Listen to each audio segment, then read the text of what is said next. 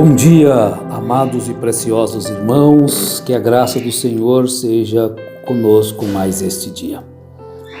Somos dependentes desta graça, carentes de Deus, em todos os momentos da nossa vida. E oramos para que Deus nos ajude a vivermos uma vida tal que Ele possa se agradar realmente do nosso procedimento. Nós encontramos nas palavras sagradas que os filhos de Deus, desde o Antigo Testamento, eles procuravam se submeter às ordens, as leis, quando eles estavam em cativeiro, mas de ser fiel àquilo que não feria a sua lei. Nós encontramos no livro de Daniel, que é muito citado, a história de Daniel, Sadraque, Mesaque e Abednego, que viviam no cativeiro ali, babilônico. E depois também lemos a história, temos Neemias, Esdras. Neemias, como copeiro, açoeiro, ele servia ao rei com fidelidade,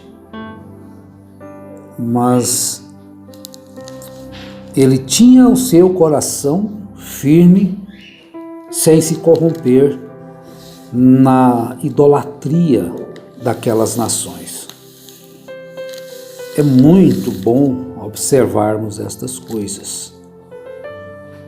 Eles estavam numa terra onde estavam escravizados, portanto peregrinos ali, onde não tinha os seus costumes, os costumes deixados por Deus, o Jeová, Senhor dos céus e da terra, mas vivendo entre idólatras, mas os seus costumes eram de acordo com o que tinham guardado nos seus corações antes de ir ao cativeiro, muito embora nós sabendo que eles não foram, já foram levados até novos ainda.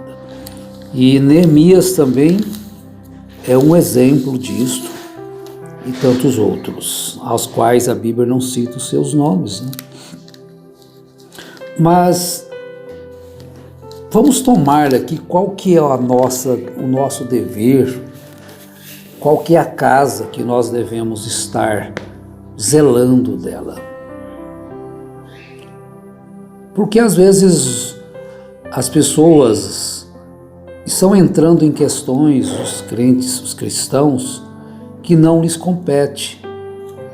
Então há um medo, das pessoas de um novo governante ou da sequência, e como se as coisas acontecessem ao léu sem que Deus também soubesse de todas as coisas.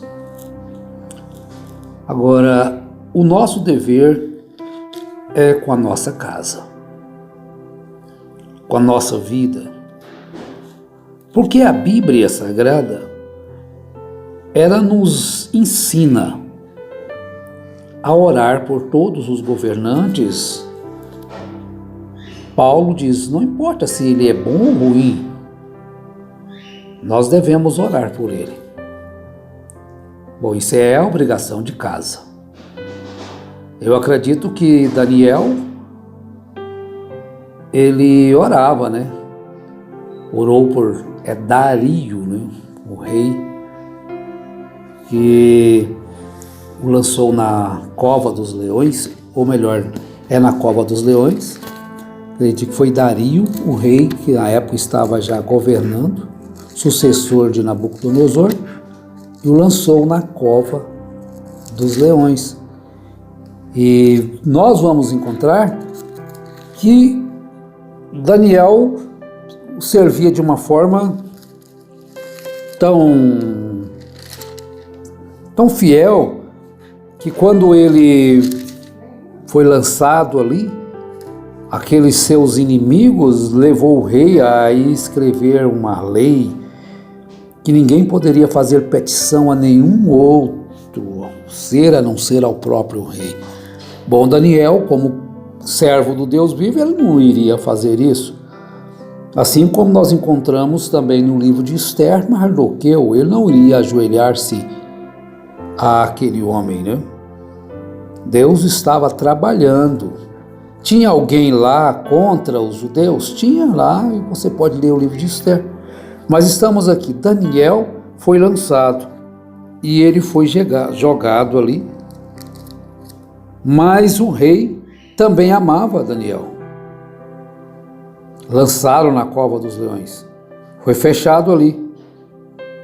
E o rei passou a noite, vejam bem. Então o rei se dirigiu ao seu palácio, Daniel 6, verso 18, e passou a noite em jejum e não deixou trazer à sua presença instrumentos de música e fugiu dele o sono. Vejam que ele assinou um decreto que era para lançar Daniel na cova dos leões e ele próprio assinou e ele próprio se arrependeu daquilo, mas como a lei dos reis não podia voltar atrás, ele teve que manter. Mas ele próprio então orou por Daniel, pediu, suplicou por Daniel. Ele passou a noite em jejum, não trouxe instrumentos de música e fugiu dele o sono. E mal o dia chegou pela manhã, a primeira luz da aurora, levantou-se o rei e foi com pressa à cova dos leões. Chegando-se à cova, chamou por Daniel com voz de angústia: Daniel, servo do Deus vivo, dar-se-ia o caso que o teu Deus, a quem tu continuamente serves, tenha podido livrar-te dos leões? Agora veja a resposta de Daniel. Então Daniel respondeu ao rei: ó rei, vive para sempre. O meu Deus enviou o seu anjo e fechou a boca dos leões para que não me fizessem dano, porque foi achada em mim inocência diante dele. Também contra ti, ó rei, não cometi delito algum. Mas é importante isto. Então Daniel respondeu ao rei: ó rei, vive para sempre. Ele era para dizer assim: não, é um rei cruel, me jogou na cova dos leões, foi dar atenção para essas pessoas que não sabem nada, são contra o rei. Não, ele fez o contrário: ó rei, vive para sempre. Então vejam atitudes, ações que nós devemos olhar e nos espelharmos nelas. São exemplos, nós estamos rodeados por uma nuvem de testemunhas, conforme Hebreus 12, de pessoas que viveram antes de nós e deixaram estes exemplos gloriosos. Como nós podemos nos comportar diante de um quadro em época de eleições, em época de política, sabendo que Deus, o Senhor Criador dos céus e da terra, cuida de todas as coisas. Ele sabe exatamente o que vai acontecer. Então nós estávamos falando também um pouquinho sobre os judeus sendo perseguidos ali no reino de Assuero, no livro de Esther, né? E como eles estavam ali e eles não se corromperam na sua fé. Não se corromperam. E quando aquele Mordecai, como era Mordecai, Mardoqueu, Mordecai todos teriam que se prostrar, né? diante daquele homem malvado, ele não se prostrou. Tem umas Bíblias que falam Mardoqueu, esta minha aqui está dizendo Mordecai, né? Mordecai. Mardoqueu, Mordecai.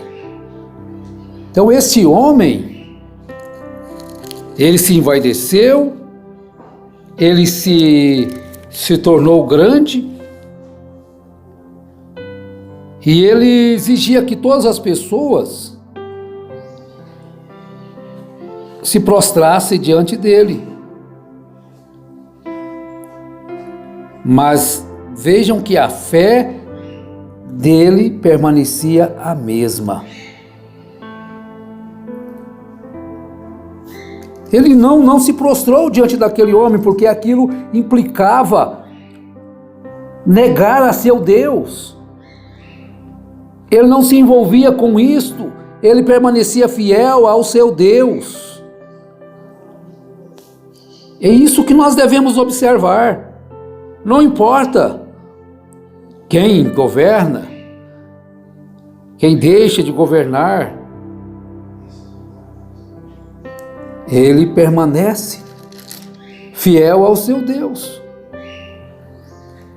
Então você vai perceber que vai existir muitos Amãs por aí. Não se dobre diante de Amãs, por favor. Então, o que nós devemos cuidar particularmente nas nossas casas, nas nossas vidas? Agora eu quero ler aqui, São Lucas 19, qual o cuidado dos ministros. 45 a seguir. 19, 45. Depois, entrando no templo, começou a expulsar a todos os que nele vendiam e compravam, dizendo-lhes: está escrito, a minha casa será chamada casa de oração, mas vós a transformastes em esconderijo de ladrões. Então o cuidado dos ministros não é estar querendo governar a nação. Não, isso aí é uma perversão. Isso aí Deus sabe quem vai colocar. O meu reino não é deste mundo. Se o meu reino fosse deste mundo, os meus pelejariam por mim. Mas Deus conhece todas as coisas antes daquilo acontecer, a sua onisciência. Ele sabe quem será o próximo governante, se vai ser bom, se será ruim. A nós compete orar por quem quer que seja. É a Bíblia que diz. Então, cuidar da casa de Deus, da pregação do Evangelho. Agora, eu estou falando isto porque eu vi uma manchete de algo que acontecido em Goiânia aqui.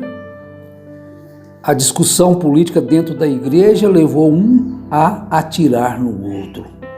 Então, um homem foi baleado dentro do templo. Por causa de quê? Por causa de discussão dentro da política. Então, não é nosso problema. É nosso dever ser fiel, ser honesto, ser puro.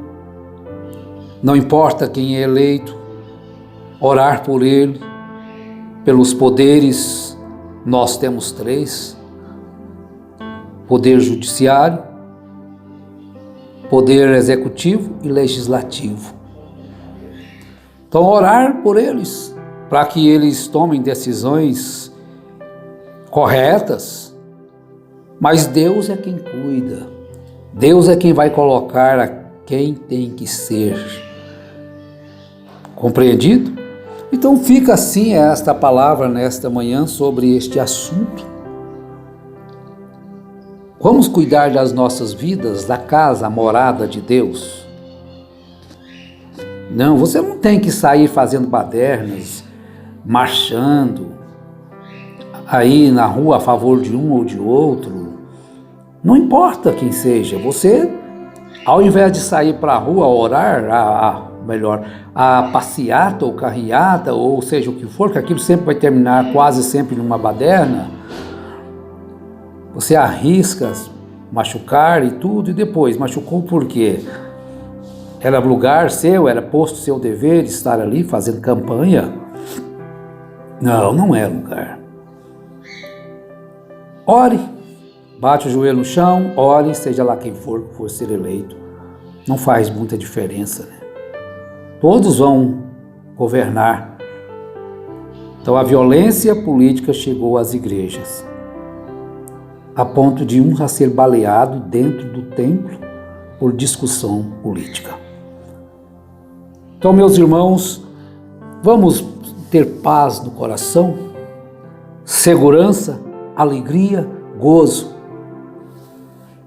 Lembrando sempre de Romanos 8, 28. Sabemos que todas as coisas contribuem juntamente para o bem daqueles que amam a Deus. Então pronto, é isso que nos interessa. Sabemos que todas as coisas contribuem para o bem daqueles que amam a Deus, daqueles que são chamados segundo o seu propósito. Que Deus abençoe a todos. Fica aqui então este pequeno relato, pequena curta conversa sobre essa questão política, né?